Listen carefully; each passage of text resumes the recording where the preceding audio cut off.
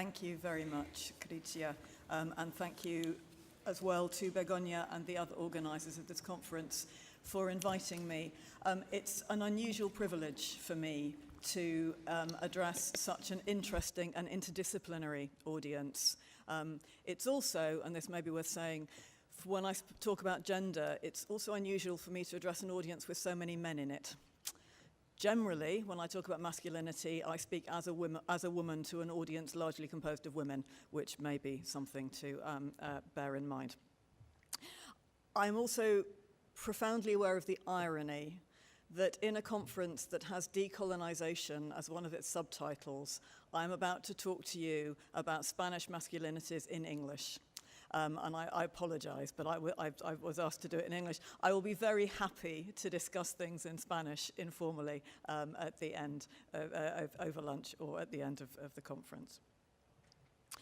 I'm also going to talk about normative or dominant masculinities rather than oppositional or subaltern ones. There is actually more historical work on subaltern or oppositional masculinities than there is on dominant ones or normative ones, which I think is in itself quite interesting. But I want to, and have long been interested in dominant masculinities, partly because, and this is a personal and practice-based position, it seems to me, well, I know from work I've done professionally, that in my country, 30 years of anti-discrimination legislation, 30 years and more of consciousness raising, 30 years of activism have not led to the kind of structural and social change that we would have expected. There are still, just talking about my own field of history academics, there are still fewer women in senior positions, there are still fewer women on the top pay grades, there are still fewer women in managerial posts. And we've been saying for at least 15 years that it's just a question of time. There are young women coming up and it will change, but it doesn't change. It seems to me quite clear that some profound process of cultural change is needed to accomplish what legislation and actual significant social change has not been able to do on its own. So that's part of the reasons for my research interest in heteronormative masculinities. Okay, now such historical work as has been done on masculinity, particularly on what you might call these normative or ordinary masculinities, though I recognize that's a difficult term, has tended to look at discourses, at images, at models, particularly at exhortatory literature, rather than at lived experience. This is partly about sources. It's much easier to find people in the past writing about what gender should mean or how people should behave than finding out about how they actually did. It also reflects a scholarly blind spot. Until relatively recently, very few historians wrote about men, that is, as inhabitants of sexed bodies. And curiously, this also seems to have been true of men in the past.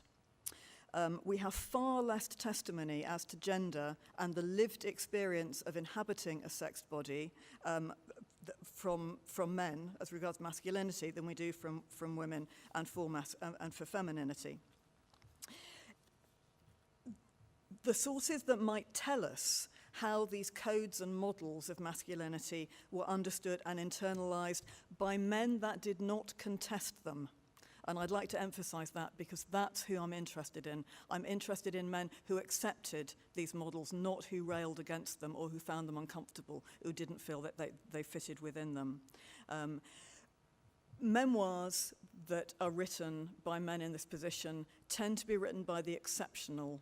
They tend to be those who have a particular political position or cause to write about. They also tend to present themselves as heroes in their own narrative. The classic example, which I'm going to use as we're in Barcelona, is George Orwell's Homage to Catalonia, in which he is quite clearly the hero in his own narrative, and he's quite clearly writing to give testimony to events that he believes he has understood. He hasn't understood them, but that doesn't stop him making that claim. Again, men were less likely to keep diaries, again, except when they were living, and they knew they were living through exceptional times, like Victor Klemperer in Nazi Berlin. Even photographs, when we moved to the 20th century, and I've done quite a lot of work on photographs, particularly family photographs, even when they're taken by men, they tend to be selected and curated by women. Not always, but in domestic settings, that's very true. So we have, and this is in itself extremely interesting, far less of a source base from which to understand masculinity than we do to understand femininity, at least in these kind of in these terms. Another reason why historians have paid so much attention to normative models, and I'm going to start with one of those when I get into the substance of my paper, is the prevailing assumption that masculinity, particularly in this normative, heteronormative form, is inherently unstable. We've heard hints of that with some of the discussion that we've had so far. This is a central theme in a pioneering work by a British historian called John Tosh, who published a book called A Man's Place, where he developed the notion that masculinity was a status that had to be earned. You weren't born a man, you had to become a man. He looked at the middle-class British family in the 19th century, hence the selection of the picture, and he examined education and child rearing. He examined the role of the parents, he examined the role of the family, and he pointed out phrases like the English "be a man," or in contemporary parlance, "man up," which is a phrase I absolutely hate, but which is very common. No female equivalents. I'm 57 years old. Never in my life has anyone told me to be a woman. It's inconceivable. As a linguistic form, it just doesn't exist. But the exhortation to be a man, to man up, you hear all the time, every day. And boys and men will have heard that throughout their lives. So Tosh, this isn't his only piece of evidence, obviously, but he developed that idea that because masculinity is inherently unstable and has to be earned, you have to show that you are worthy of the full status of an adult male, then it is inherently unstable. And interestingly, he looked at the family to break down crude binaries between private and public, female and male, to show how the work of the family, a lot of the emotional labor of the family, goes towards making men. That parents and children, men and women, husbands and wives, are all involved in that project of making men.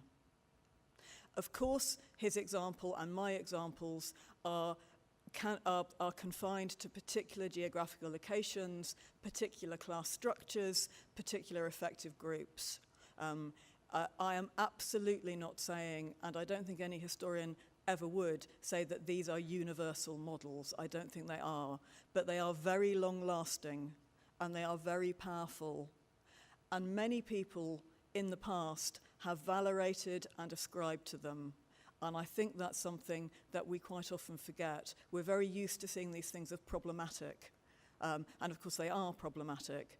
But I think we will only come close to changing them if we recognize the value that they have been seen to have had, and in many cases are often still seen to have.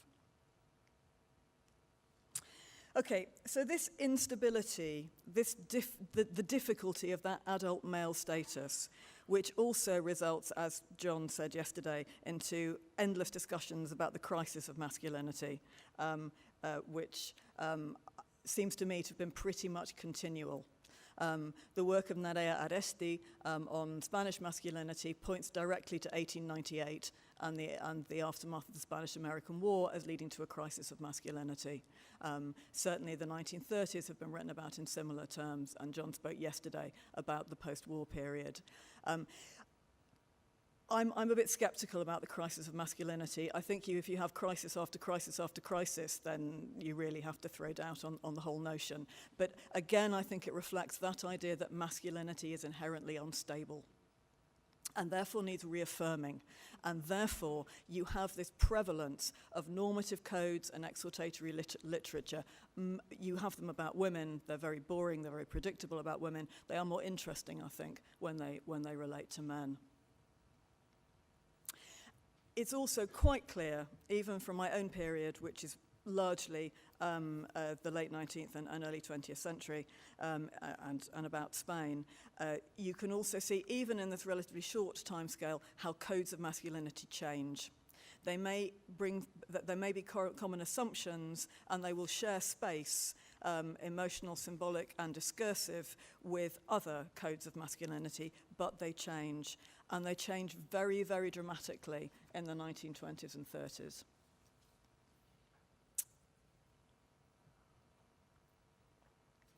For the non-Spaniards in the audience, I'm going to introduce the protagonists in these pictures, and perhaps for some of the younger Spaniards, others will be all too familiar with these images. The new fascist man, which is pretty much an invention of Mussolini and Mussolini in Italy, but which is exported throughout Europe in the chaotic and troubled times of the 1920s, and particularly the 1930s and 40s. Fascism, of course, presents itself as being an entirely new, direct way, not just of conducting politics, but of living your life. Fascism also, though it reinforces gender hierarchies, it subverts age hierarchies. The emphasis in fascism is on action, it's on directness, and it's on mobilization. So the prime target, if you like, for fascist propaganda is the young man. It is the young man who is the archetypal and indeed the representation of fascism. So the new fascist man is presented as breaking the mold and being a new form of masculinity. Hence, the kinds of self-presentations that you get in these examples, which are Spanish, the Spanish examples of the new fascist man. To your, just above me, the guy like this, who's holding the flag rather than standing in front of it, is José Antonio Primo de Rivera, who is the leader of the very small fascist party in Spain from 1933. Fascism in Spain, like everywhere else apart from Spain, apart from Germany and Italy, only becomes a mass movement under conditions of war. Until 1936, fascism is 15 people. I mean, I'm exaggerating slightly, but it's very, very small. However, the rhetoric, the self-presentation, the emphasis on youth is all about action. Fascists do not ever wear ties. They always wear open-neck shirts. They don't wear jackets. They always present themselves in quasi-military fashion. They are always, if you like, on parade. They always wear uniforms. These are often improvised and cheap, so that anybody can be a fascist. It is not about epaulettes and gold braid. It is not actually about hierarchies. So in Spain, for example, this is quite common, fascists who call each other camarada, comrade, address each other by the informal mode of address, tú. They do this by decree. José Antonio tells them to do this, which is also quite interesting, because there are clear hierarchies. There are clear militarized hierarchies within fascism, but there is also a sense of brotherhood, a sense of being men of action, a sense of fighting. These are men, and the uniform is ready to go into battle. This tends to mean beating up socialist newspaper sellers on the streets of Madrid and Barcelona, or streets of any city in Spain, but that's what politics means in this context, and therefore here you get the new fascist man. On the other side, you have an illustration by a Francoist supporter called Carlos Sainz de Tejada, which is an illustration of the fascist anthem Cara al Sol. This is Cara al Sol en la camisa nueva, que tú bordaste en rojo ayer. And in this image and in the song, the fascist soldier is talking to his girlfriend, who has embroidered the emblem on his shirt previously to his departure, but he is waiting for death. And he is waiting for death with his neck exposed and his arms outstretched, because he is a sacrificial victim. Because by spilling his blood on the soil of Spain in the Civil War, Spain will be reborn, because fascism is what is called palingenetic, and it requires that idea of rebirth, that sacrifice. So these elaborate codes, which are also, I don't think I really need to point out, highly eroticized. Highly eroticized. Cara al Sol is the only cultural product that I have ever known which combines death, sex, and needlework. It's an extraordinary combination, but it has that kind of, it has both the gender roles, but it has that kind of impetus to it. Yeah, this is about sacrifice. These are highly, highly eroticized images. Hence, I'm quite sure, part of the appeal of the new fascist man to both men and women, and to both heterosexual and homosexual participants. However, both these images are completely fictive and imaginary. Neither of them shows a reality. The portrait of José Antonio, which was ubiquitous in Franco Spain, is posthumous. It is painted from photographs after his death. He never posed like that. And most of the actual images we have of José Antonio show him in a suit and tie. There are very, very few photographs of José Antonio wearing a blue shirt, sorry, though they start in black shirts.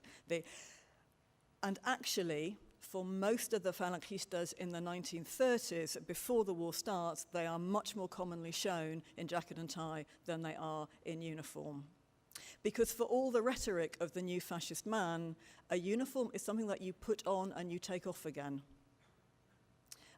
You wear a uniform on certain occasions. You do not wear it all the time. Rarely do you wear a uniform down to breakfast. You never wear it to bed. There are other codes of comportment, of etiquette, and indeed of masculinity that coexist with the new fascist man, and which are always part of these individual men's self-presentation. The new fascist man becomes part of a repertoire of masculinity in the 1930s. It has a particular political salience, but it is not the only one available to them. And it is also profoundly disruptive. The new fascist man is a street fighter. The new fascist man is, to put it bluntly, a violent thug and a fanatic. And that's very, very useful when you have a war to fight. It's also quite useful when you have socialist newspaper sellers that you want to remove from political activity. It is not at all useful when you are trying to construct a long-lived, durable society that is not geared up for war. Spain is particularly interesting in this regard because Spain is the only example that we have, and I hope we will ever have, of a fascism that does not die in war. Most of the new fascist men are, by 1945, they're dead. They're dead or demoted. They've died on the battlefields of the Second World War. But in Spain, where during the Civil War, as during the Second World War, more people die away from the battlefield than die fighting, of course, still has a whole generation. It has a single party. It has a single party who, what's more, have the right to bear arms. It still has this mobilized generation when certainly after 1943, the regime is looking to demobilize, is looking to stabilize. And even amongst its supporters, even amongst its protagonists, the new fascist man is highly problematic. He's disruptive. He's also, by definition, young. You cannot be this kind of new fascist man all your life. You can't be a soldier all your life. Military service is pertains to a relatively small proportion of the male population. But you can be the man in the suit and tie behind the desk for very, very much longer. So what I think happens in Franco Spain is actually that the new fascist man actually becomes a it becomes a stage in a lifespan. It becomes something that people do when they're young. But then they grow out of it, then they grow up. They don't actually attain, I would argue, full adult male status until they are past those early years, until they have assumed a much more familiar, a much longer lived, a much more, I'm I'm trying to think how to put this, until they assume the kind of role that more people can identify with and more people can value as something positive, both men and women.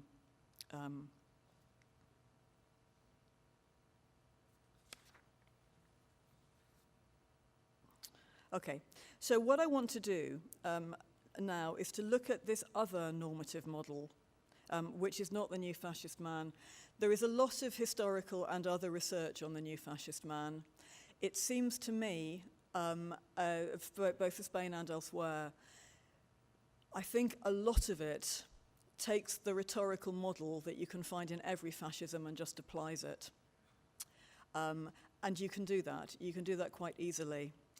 But I don't think it actually tells us about the lived experience or the meanings of that model in those societies at that time. And as I've already argued, I also think that that model of the new fascist man is extremely problematic. I should also strike a cautionary note. If I'm right, and that model was problematic, in a fascist state, it's not something you're likely to point out. So the kind of, you still get that deference paid to the idea of the new fascist man throughout the Franco regime, long, I think, after it has outlived its usefulness. But now, let us move on then to the man in the suit. I was struck hearing looking at Mark's presentation this morning, just how long-lived that man in the suit really is. We saw really many men in suits earlier on today. And though Jeremy Corbyn is, of course, a different model of politician from one that we have maybe seen in the past, his suits have really sharpened up since he became leader of the Labour Party.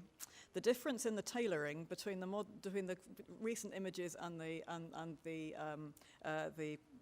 older images was quite startling.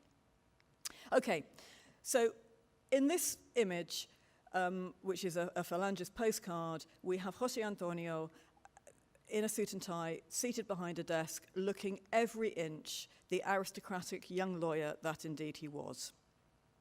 So the new fascist man was only one of his identities. He had several others. Even if we look here in this obviously militarized context of the aftermath, the immediate aftermath of the Civil War, we can still see these different ideas of masculinities, even in as I say, this completely military context. So on the right of this image, you can see Franco taking the salute at the Victory Parade in 1939. A massive military mobilization that dominates the streets of Madrid.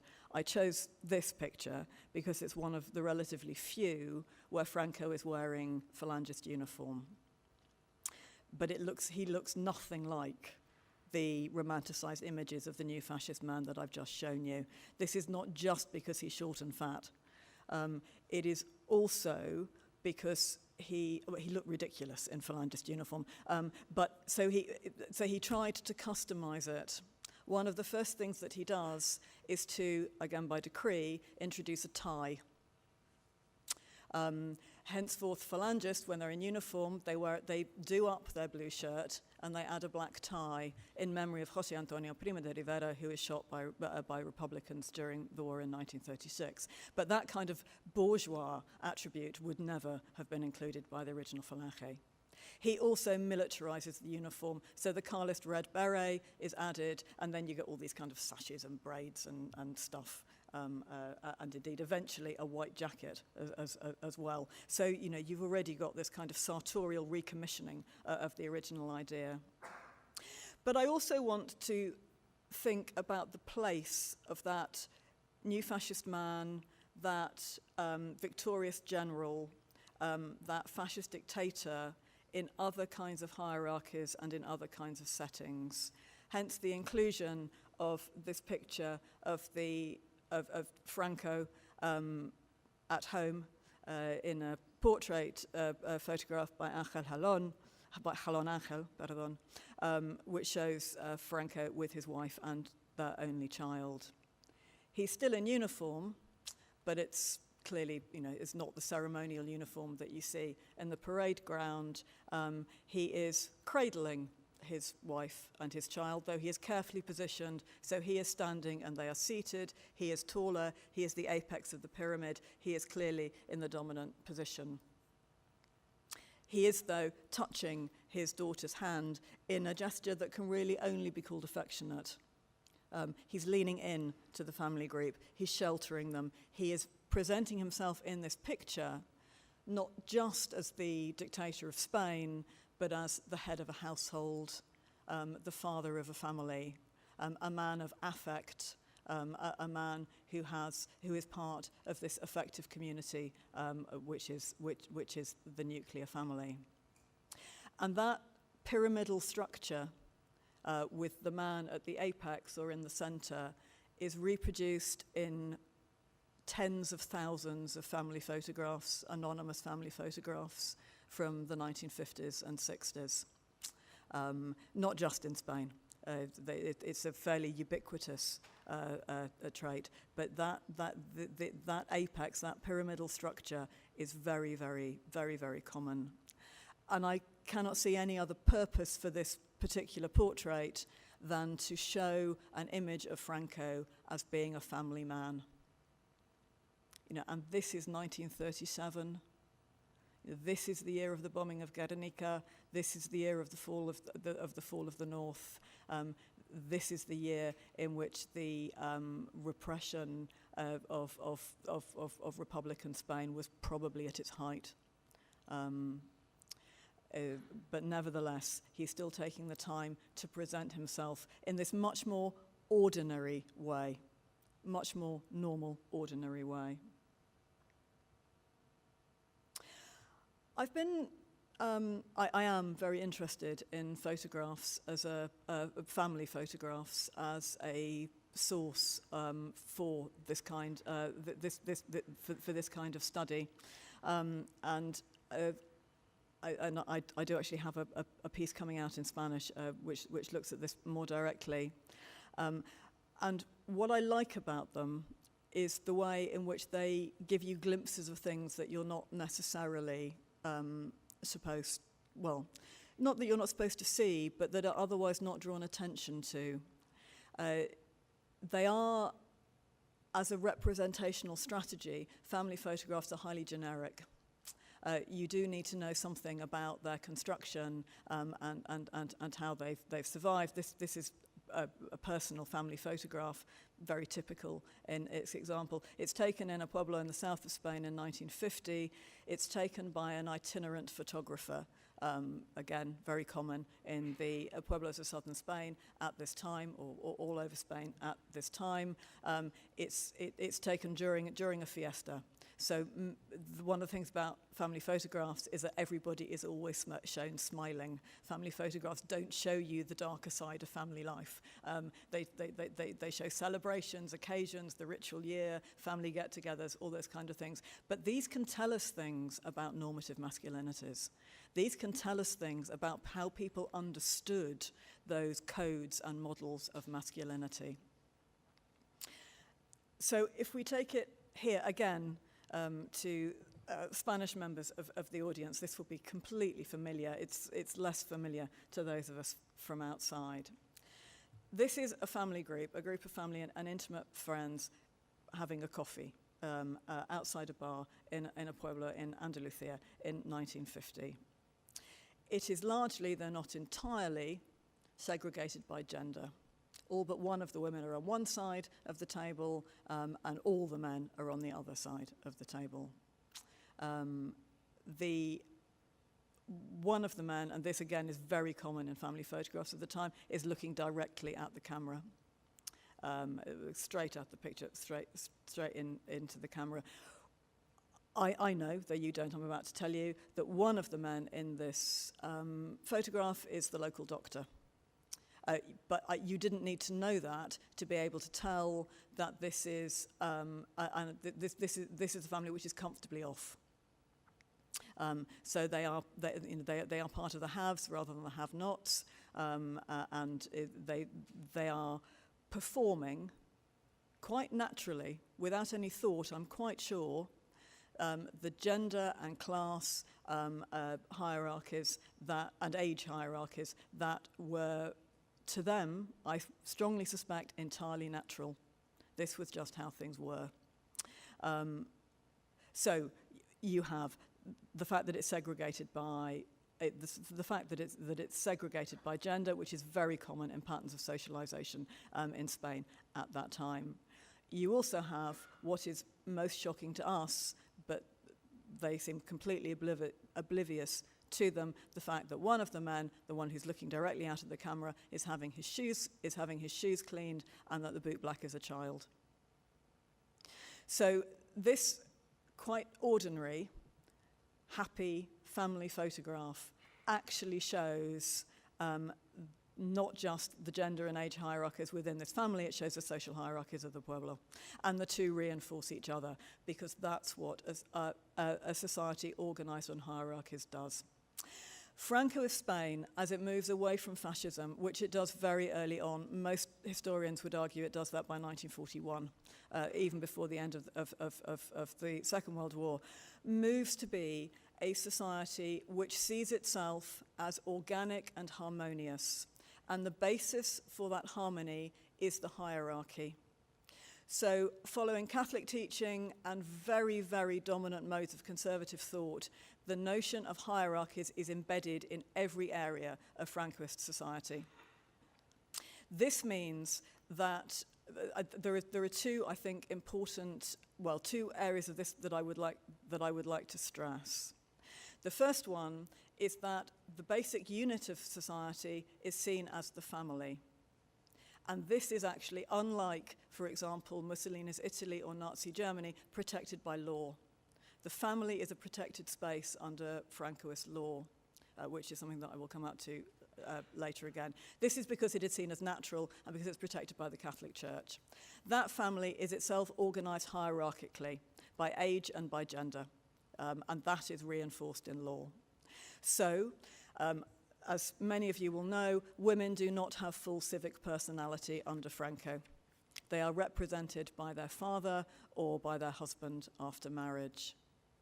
In exceptional cases, mainly widows, they can act as heads of household, and heads of household are enfranchised. Individuals are not, heads of household are. But even when a woman is acting as head of household, which she can do as early as 1948 in the municipal elections, she is playing a male role, just as a queen can be a monarch, but is still playing a male role. The authority of the head of the household is a masculine one. And because, I would argue, this is recognized by many, many people in that society, it's a way of coming to some kind of accommodation with the regime. The legal protection of the family allows defeated Republican men to still have an authority, albeit within the home.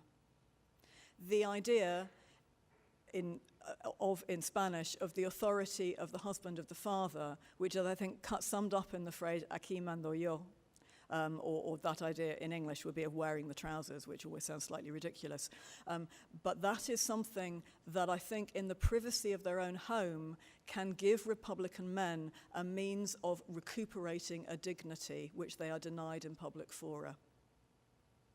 For non-Republican men, for those who are either indifferent to the regime or acquiesce with it, then it is clearly the connection between family life and their authority as husband and father and the public world through enfranchisement and so on.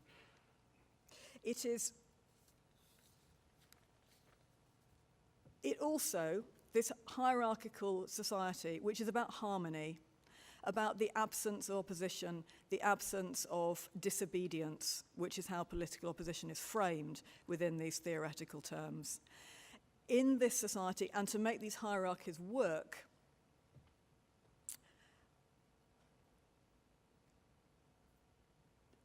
matrimonial conjugal relations have to be understood as social roles. And because the family is the bedrock unit of this society, or is perceived and theorized as such, those social roles then move from outside the family and the household to wider society. So you have particular, so the conjugal role of the husband is to wield authority. The conjugal role of the husband is to govern. And I use the term quite advisedly. Clearly, this is where the power of the household lies. But a good husband, a good father, will not be a despot. Just as a good monarch, a good leader, will not be a tyrant. I know this is ironic in the circumstances of Franco Spain. It is the duty of the governor, of he who governs, to take advice, to think of the welfare of his subordinates and dependents, to govern in their interests and not just his own. A father, a husband who abuses his power is a tyrant, is a despot, and is not worthy of that of that role. So it is clearly about power, but it is not about the notion is not of an unmitigated power. And that idea of responsibility, of power and role, and the male role bringing with it responsibilities, is, I think, very, very widely understood and valued and valorated in this society. It goes along with notions of the breadwinner, the provider, quite clearly. And it also then puts not only the wife, not only the female children, but also male children in a subordinate role, quite clearly, until they achieve their own households, their own families, and so, in turn, become heads of households and adult men. That idea of governance is supposedly the glue that holds this society together. And it is exercised almost entirely by men in suits at this time. Okay, so to move on to the final part of my paper. In Franco Spain, then, the ideal is this notion of an ordered society based on static hierarchies, defined by gender, age, class status, and occupation. But it can't survive unchanged, and it can't survive unchanged for very long. Understandings of social order are soon modified. Understandings of the family are soon modified in the following ways, very quickly. They're modified by economic change and migration. That is actually what really has the most profound effect in socio-economic terms. I've chosen these postcards for the campaign that's waged in 1964, a propaganda campaign around 25 years of peace. So Franco's promise to Spain is that he has brought peace. He's done it by killing hundreds of thousands of people, but he has brought peace to Spain. Peace, order, and prosperity. And there was this huge campaign in 1964 to celebrate 25 years of peace. And many of these rather attractive postcards are produced. I've been through as many as I can find. And from what I've found, and I've tried very, very hard to do this systematically, the only images of women that you find are either as children in education, as you can see here with the alumnos de enseñanza. There are clearly girls there as well as boys. And the short-sighted are also represented, though I don't think that's an actual indicator of ableism. In all of the other ones that I have seen, apart from the ones about the peasantry, where you do have pictures of women in headscarves working the land, the only differentiated individuals are men. So the one about libraries, the bibliotecas, and the number of readers, you have a group of men of different ages, heights, and physical shapes, but they are all male, waiting to use the library. Every single one about work has male protagonists, even, as here you can see, the unemployed workers, who are now much fewer, apparently. Even the ones about office workers and typists, a role which is overwhelmingly feminized. I suspect you could count the number of male typists in Spain in 1964 on the fingers of an ear. I just don't think they existed. But even here, where you should have had a picture of a woman at a typewriter, you have a strange octopus with many arms. It's become completely de-individualized, completely individualized. So that idea of peace, of citizenship, of the individual would still appear to be very masculinized. Certainly the notion of citizenship is still very masculinized in Spain at this time. But that can't actually change the fact that the idea of the individual is changing. And by the 1960s, with an incipient consumer society, including here in Spain, with much higher literacy rates, much greater rates actually of political involvement in some ways, you have a notion of the individual as an autonomous actor and the foundation on which society is built, which is completely incompatible with the Thomist static hierarchies of an organic society based around the family. The changing notion of the individual really damages and completely hollows out those older understandings. But the other thing that changes are emotional regimes, ways of being, ways we are inside our own skin. And these change very, very profoundly. This is the doctor from the photograph that you saw earlier. You have a formal studio portrait, the archetypal professional bourgeois man in a suit on one side. On the other, you have a picture of an elderly couple seated on a bench in the early 1960s. The man has his arm around his wife's shoulders. They look happy, they look informal, they look as if they love each other.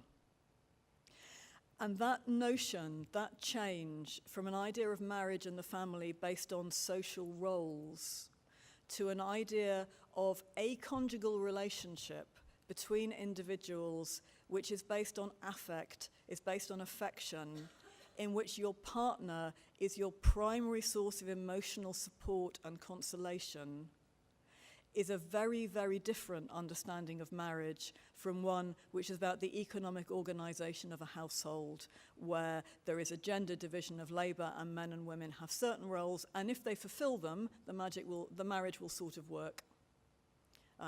By the time you have that notion of a new emotional regimes, new ideas of being, new ideas of relationships, then everything has to change. You can argue that marriage becomes much more difficult, much more freighted, much more important. The other kinds of relationships then also assume this burden of emotional responsibility. But in terms of Franco Spain, the world has changed forever.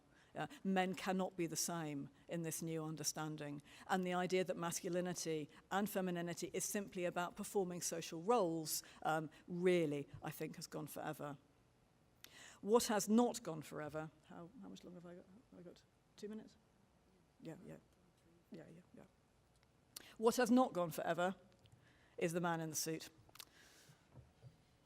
Okay, this is where I want to end, and I'll probably refer to Jeremy Corbyn again at this point, but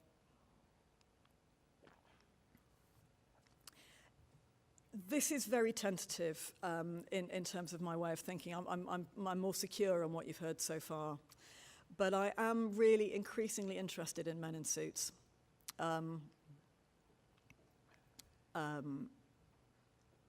that's not just because I'm a heterosexual woman. It does seem to me that the longevity of not just the image of the man, the representations of the man in the suit, but the reality of the man in the suit is quite extraordinary. It's also, and I think there are reasons for that. Some of the reasons that I can see for that are it is relatively easy. Any man can put on a suit and a collar and tie. It's also actually, even though in representations like this, and of politicians and indeed of village doctors, it's clearly a bourgeois representation, and there is definitely a feeling that the suit and tie is the bourgeois uniform.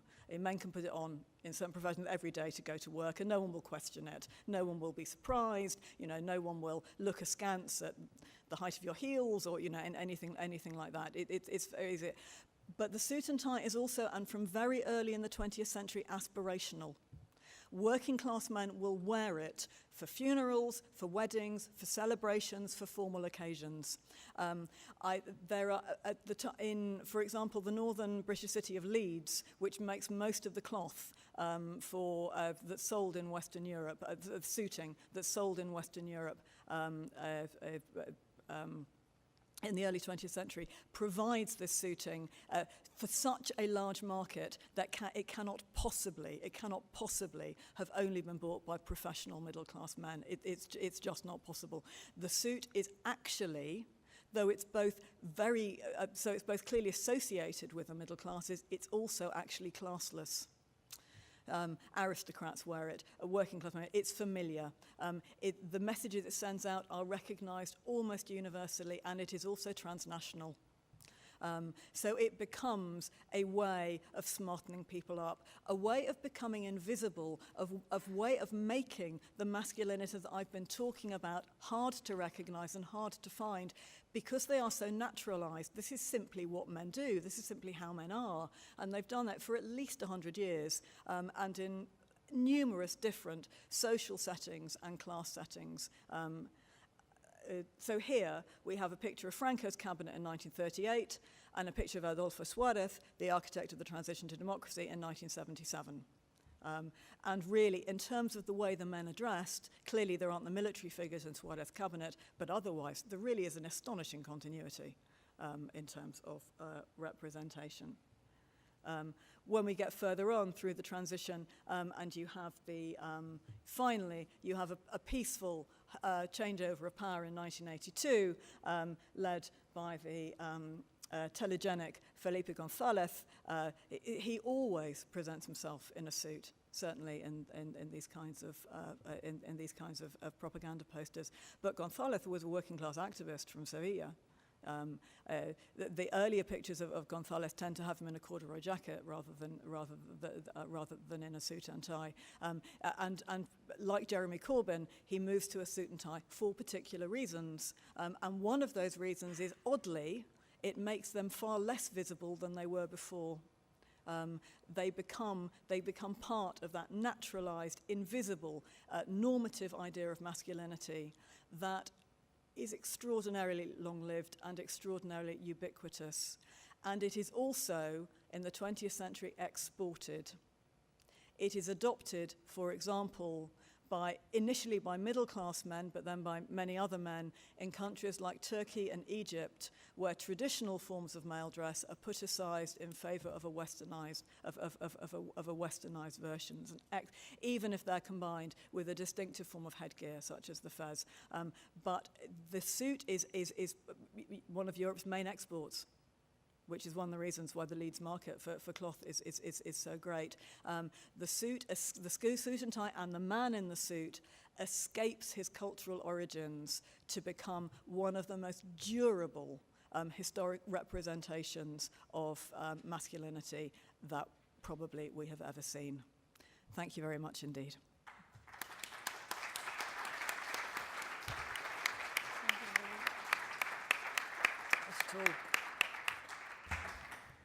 Thank you so much, Mary.